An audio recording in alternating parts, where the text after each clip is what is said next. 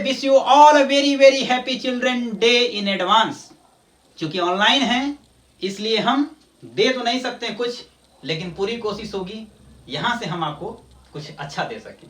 ठीक है, तो देखते हैं क्या कह रहा है क्वेश्चन नंबर 3। हम बात करेंगे आज एक्सरसाइज 1.4 पर, क्लास 10th के। क्वेश्चन नंबर 3 क्या कह रहा है? The following real numbers have decimal expansions as given below, in each case decide whether they are rational और not. If they are rational and of the form p upon q, what can you say about the prime factors of q? Question समझ में आया? पता नहीं, पल्ले नहीं पड़ा, क्या कहना चाह रहा है मैं बताता हूं। कहना चाह रहा है कि ये सारे जितने नंबर्स दिख रहे हैं, क्या ये रेशनल नंबर है? सबसे पहली बात, क्या वो रेशनल हैं? अगर रेशनल हैं तो आप उन्हें p अपॉन q के फॉर्म में भी लिख सकते हैं। तो अगर p अपॉन q के फॉर्म में उन्हें लिख सकते हैं तो आप q के बारे में क्या कहना चाहेंगे? यानी उसके डिनोमिनेटर के प्राइम फैक्टराइजेशन के बारे में आप क्या कहना चाहेंगे? ऐसा क्वेश्चन ने पूछा है। ठीक है, तो देखते हैं। तो सबसे पहला क्वेश्चन क्या कर रहा है कि 43.123456789, और यहां क्या हो गया? स्टॉप हो गया, यानी रुक गया। रुकने का मतलब मैथमेटिक्स में क्या होता है? टर्मिनेट कर गया। क्या हो गया? टर्मिनेट कर गया। यानी ये कैसा है? टर्मिनेटिंग है। कैसा है? टर्मिनेटिंग। और हम ये बात जानते हैं कि अगर टर्मिनेटिंग हो गया तो इसका मतलब क्या है? रेशनल नंबर है। यानी ये कैसा बन गया? रेशनल बन गया। कैसा बन गया? रेशनल। और जब रेशनल बन गया तो इसका मतलब p अपॉन q के फॉर्म में भी तो लिखा जा सकता है ना? जा सकता नहीं, लिखा जाएगा ही। ठीक है, तो q के बारे में अब क्या कहना है? तो q के बारे में हम क्या कहेंगे? अब यहां से एक ध्यान से बात सुनने वाली है कि जब कभी टर्मिनेटिंग होगा, जब कभी टर्मिनेटिंग होगा तो इसका मतलब कि उसका जो डिनोमिनेटर का प्राइम फैक्टराइजेशन होगा वह 2 के पावर m और 5 के पावर n टाइप का होगा। क्या मैं कहा? फिर से सुनिए कि अगर टर्मिनेटिंग अगर हुआ तो इसका मतलब जो डिनोमिनेटर के फैक्टराइजेशन होंगे, यानी जो फैक्टर जो है कि हम निकालेंगे, उसका फॉर्म कैसा होगा? 2 के पावर m इंटू 5 के पावर n टाइप होगा, है कि नहीं? तो इसका मतलब इसके फैक्टर में जो है कि क्या आएंगे? q के फैक्टर में क्या आएंगे? 2 आएंगे और 5 आएंगे, या हो सकता है कि 2 और 5 जो है कि एक साथ भी आ सकते हैं, है कि नहीं? तो यहां पे हम क्या लिखेंगे? प्राइम फैक्टर ऑफ q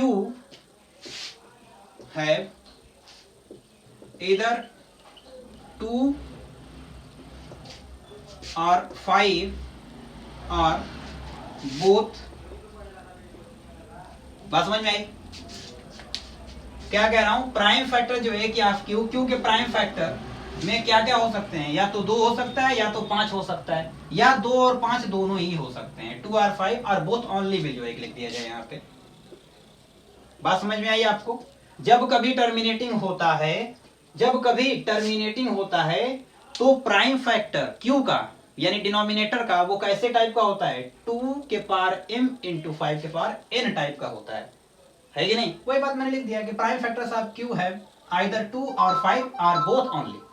बात समझ में आ गई? नेक्स्ट क्वेश्चन देखते हैं, इसका दूसरा वाला क्या कह रहा है। अब दूसरे वाले क्वेश्चन में जरा देखिए ध्यान से।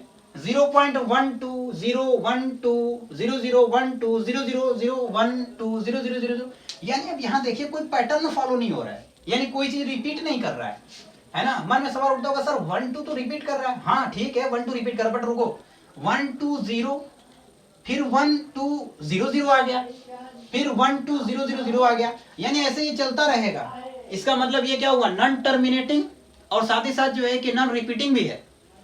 ये क्या हो रहा है? रुक भी तो नहीं रहा ना, तो इसका मतलब ये क्या हुआ? Non terminating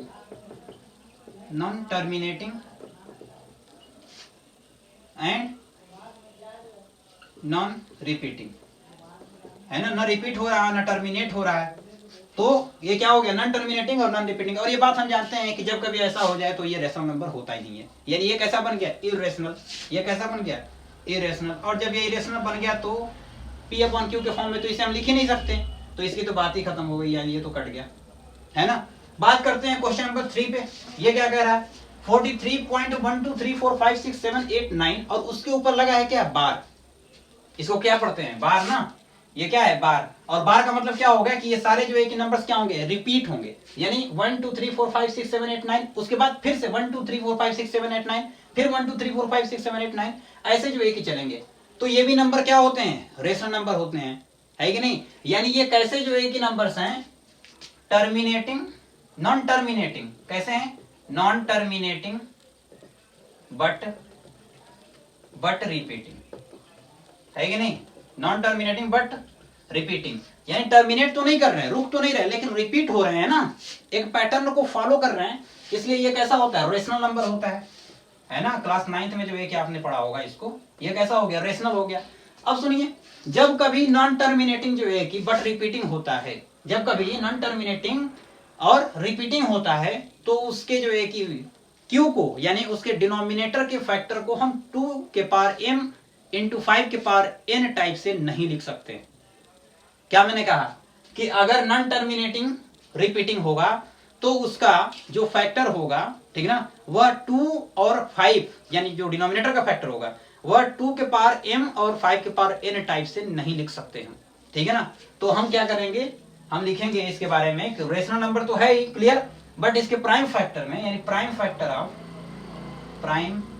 factors of q will also have a factor